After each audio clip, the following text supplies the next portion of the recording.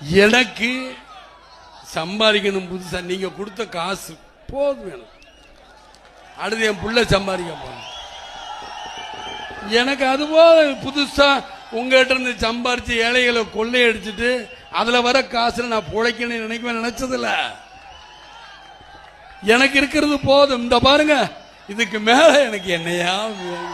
எனக்கு மக்கள் தான் முக்கியம். நீங்களும் ஒன்றுதான், அவர்களும் ஒன்றுதான், எவர்களும் ஒன்றுதான். விஜயகாந்தை பொறுத்த மட்டும் எல்லா ஜாதியும் எல்லா மதத்திலும் ஒருவர் தான். என்னை பொறுத்தவரை நான் பிரிச்சு பார்க்க மாட்டேன்.